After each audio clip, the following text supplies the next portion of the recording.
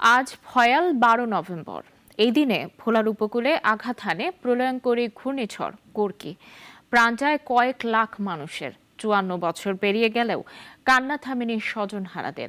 ভোলা ও রাঙামাটি প্রতিনিধির পাঠানো তথ্য ছবিতে দেখুন ডেস্ক রিপোর্ট। 1970 সালের এই দিনে দেশের একমাত্র দ্বীপ জেলা ভোলা লণ্ডভণ্ড হয়ে ধ্বংসলীলায় পরিণত হয়। ঘূর্ণিঝড়ের তাণ্ডবে এই জনপদ মৃত্যুপুরীতে রূপ নেয়। সেই ঝড়ে ভোলায় হারিয়ে যায় 1.5 লক্ষাধিক প্রাণ, নিখোঁজ হন সহস্রাধিক। ঝড়ে উপজেলা ভোলায় জলোচ্ছ্বাস হয়েছিল 8 থেকে 10 ফুট উচ্চতার। রাস্তাঘাট, ঘরবাড়ি, খালবিল, নদীনালায় ভাসছিল লাশ। যাতে যে বন্যা হয়েছে, পানিটা ভুম করে উঠিয়া গেছে। উঠিয়া গিয়ে এই বেরির উপরে দিয়ে যে পানি পড়ছে এমনি পড়ার লগে অনেক মানুষ গাছের আঘাত ছিল।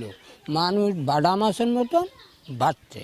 বাড়িতে দেখছি তার 91 জন মানুষ মরিয়া গেছে আর 8-10 জন বাঁচিয়ে আছে। আমি আইসিতে আমার বলছে যে আপনারা নিজের আত্মীয় স্বজন থাকলে মাটি ছুটি দেন। তবে সে সময় প্রযুক্তি এত আধুনিক না থাকায় ঘটনার 4 দিন পর পূর্বদেশ পত্রিকায় প্রকাশিত প্রতিবেদনে প্রলয়ঙ্করী সেই বিভৎস ঝড়ের তাণ্ডবের খবর পায় বিশ্ববাসী। ভয়াবহ ঘূর্ণিঝড় ও জলোচ্ছ্বাসে প্রায় 2 লক্ষ লোক প্রাণ হারায়। 5 ফুটের মতো পানি।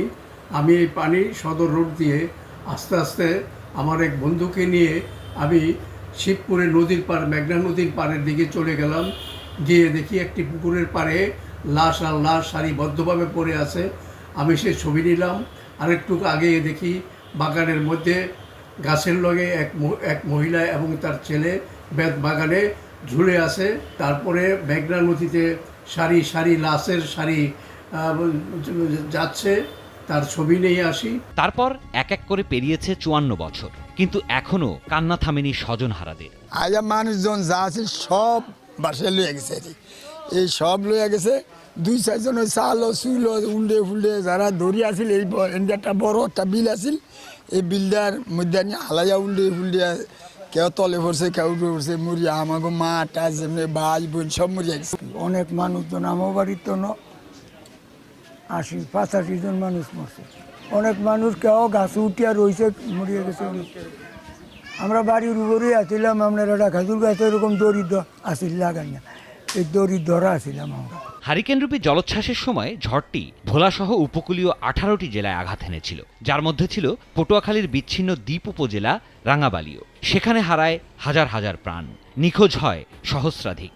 ওই সময় উত্তর বাতাস ছাড়িয়া মানুষের গাছপালা যেখানে যা সব ভাঙ্গিয়া চুরিয়া সব চুরমার করে হেলাইছে। আমরা গাছে থাকতে পারি না, আমরা কিন্তু সব নামায় করে গেছি। আমার বাবা, আমার মা, আমার বোন, ভাই, ঘর বাড়ি সব ভাঙ্গে লেগেছে। কিছু নাই, ভিড়েরও নাই, সব ধরে বহুত কষ্ট করছি। বেমানা এখনো সেই কথা মনে পড়লে আঁতকে ওঠেন উপকূলবাসী। আমার মা নাই, বাবা নাই, সব আমরা আতঙ্কিত হইয়া কেউ নাই, চাল ডাল কিছু নাই। আমরা শুধু এই শাক পাতা, এই গাছ গাছা সময়তে যে কি পাতা ছাতা মুহে টুয়ে দিয়ে কোনো রকম জীব। আমরা আসছিলাম গাছে, পানি হয়েছে এককালে ওই গাছের উপরে দিয়া ই করিয়ে পড়ছে। আমরা যে সময় ছোট সেই সময় বন্যা হয়েছে, কিন্তু আমার একটা বুইন আসলে ডাঙ্গর, আমার বুইনটা খুব গাছের মাথায় লইয়া আসলে, আমার বাইরে আমার লইয়া আসলে নারকেল গাছের মাথায়। ওই সময় বন্যা হয়েছে, প্রথম বন্যা হয়েছে আমি ই করিয়া হালকা পাতলা একটু বৃষ্টি হয়েছে।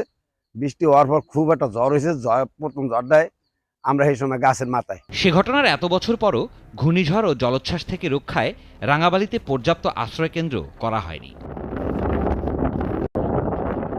সাম্প্রতিক সময়ে জলবায়ু পরিবর্তনের কারণে সমুদ্রপৃষ্ঠের উচ্চতা বৃদ্ধি পাওয়ায় বেড়িবাঁধ উপচে পানি ঢুকছে লোকালয়ে। তাই দ্রুত পদক্ষেপ নিয়ে বেড়িবাঁধ উঁচু করা ও প্রয়োজনীয় আশ্রয়কেন্দ্র নির্মাণের দাবি জানিয়েছেন স্থানীয়রা।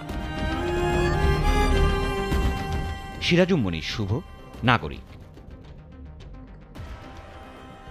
মিলিয়ন অফার ওয়ালটন ফ্রিজ কিনে পেতে পারেন 20 লক্ষ টাকা, রয়েছে কোটি কোটি টাকার নিশ্চিত উপহার।